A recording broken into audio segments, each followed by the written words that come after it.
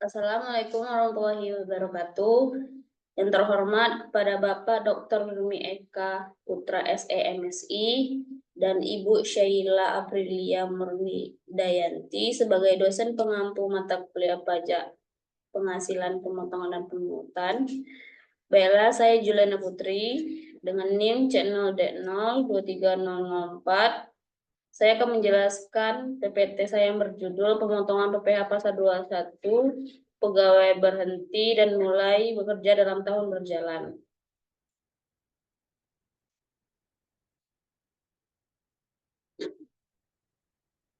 PPh Pasal 21 Pegawai Berhenti Bekerja Tahun Berjalan. Perhitungan PPh Pasal 21 terutang karyawan yang resign. Karyawan adalah salah satu elemen yang tidak bisa dipisahkan ketika Anda menjalankan suatu perusahaan. Ada kalanya karyawan perusahaan Anda akan mengundurkan diri atau resign di tengah tahun berjalan.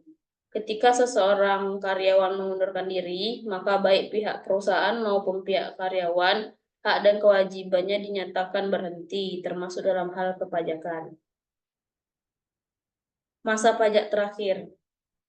Yang pertama, masa pajak terakhir adalah bulan di mana pegawai berhenti bekerja. Perhitungan PPh Pasal 21 pada masa ini tidak menggunakan tarif efektif rata-rata atau bisa disebut dengan TER, melainkan dihitung menggunakan tarif progresif sesuai Pasal 17 Undang-Undang Pajak Penghasilan UU PPh.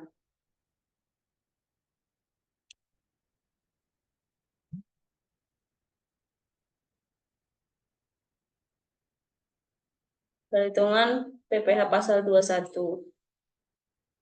Untuk yang pertama, untuk pegawai yang berhenti bekerja sebelum bulan Desember. Perhitungan dilakukan berdasarkan penghasilan bruto yang diterima selama masa kerja, dikurangi dengan biaya jabatan, iuran pensiun, dan penghasilan tidak kena pajak, bisa disebut dengan PTKP. Yang kedua, PPh Pasal 21 terutang dihitung dengan rumus. PPh Pasal 21 adalah penghasilan bruto dikurang biaya jabatan, dikurang iuran pensiun, dikurang PTKP, dikali dengan tarif pasal. Kewajiban subjektif. Jika pegawai berhenti kerja dan sekaligus kehilangan kewajiban pajak subjektif, dalam kurung misalnya karena pindah ke luar negeri, maka PPh Pasal 21 dihitung berdasarkan penghasilan neto yang disetahunkan. Dalam hal ini, penghasilan neto disetahunkan dengan rumus penghasilan neto disetahunkan sama dengan penghasilan neto dikali 12 bulan masa pajak diperolehnya penghasilan.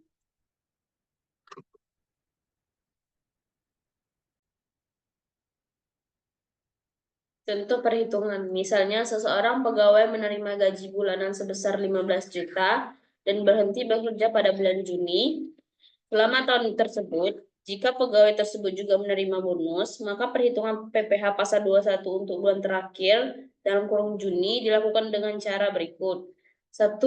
Hitung total penghasilan bruto hingga bulan terakhir. Yang kedua, kurangi dengan biaya jabatan dan iuran pensiun. Yang ketiga, terapkan tarif progresif sesuai dengan penghasilan kena pajak.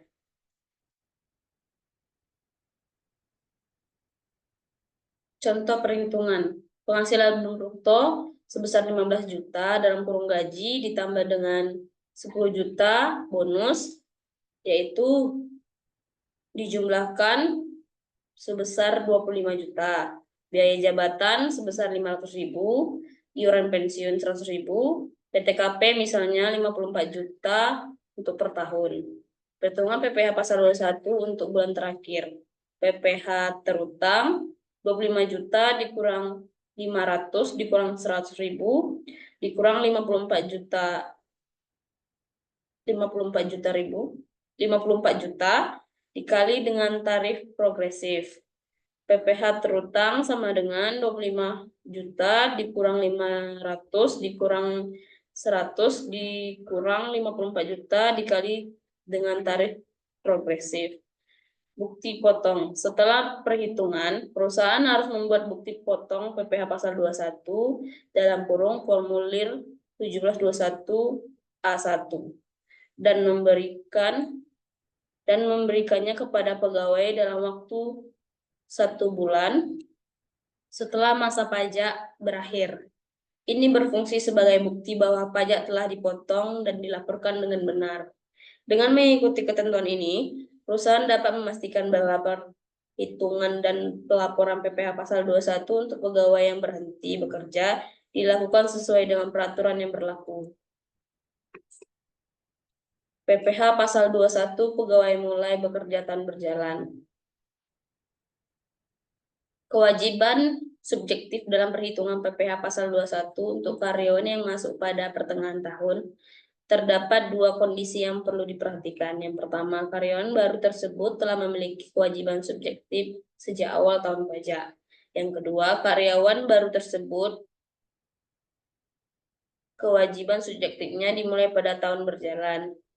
Kewajiban subjektif yang dimaksud adalah sesuai dengan pasal 2 ayat 3 UU Pajak Penghasilan, WNI atau warga negara asing menjadi subjek pajak dalam negeri apabila bertempatan tinggal di Indonesia, berada di Indonesia lebih dari 183 hari dalam jangka waktu 12 bulan, atau dalam suatu tahun pajak berada di Indonesia dan mempunyai niat untuk bertempat tinggal di Indonesia. Ilustrasi perhitungan pekerja dengan mulai bekerja dalam tahun berjalan. Gilang tidak memiliki tanggungan, bisa disebut dengan tidak kawin, mulai bekerja di PT Indo Makmur sebagai pegawai tetap sejak 1 September 2024. Gaji per bulan Gilang adalah sebesar 16 juta dan iuran pensiun yang dibayarkan tiap bulan sebesar 150.000. Sesuai dengan ketentuan PPh pasal 21 terbaru, penghasilan per masa menggunakan tarif efektif rata-rata atau bisa disebut dengan TER, sedangkan pada masa pajak terakhir dihitung menggunakan tarif progresif. Yang pertama, masa pajak September sampai November. Dari ilustrasi di atas, diketahui status PTKP Gilang adalah TK0 atau bisa disebut dengan tidak kawin tanpa tanggungan dengan penghasilan bruto per bulan 16 juta sesuai lampiran PP 58 per 2023. TER yang berlaku adalah kategori A sebesar 7%. Dengan demikian, PPh pasal 21 untuk masa September sampai November adalah sebagai berikut. Bulan penghasilan bruto TER A PPh pasal 21 untuk bulan September, penghasilan bruto 16 juta, TER A sebesar 7%, PPh pasal 21 1.120.000 rupiah. Untuk November sama, dan untuk Oktober dan November itu sama.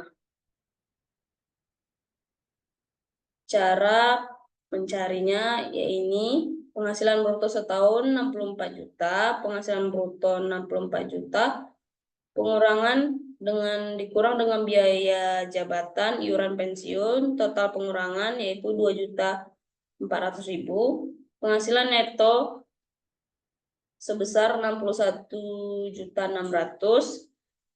PTKP-nya yaitu sebesar 54 juta, penghasilan kena pajak 7.600.000 dari penghasilan neto dikurang dengan PTKP.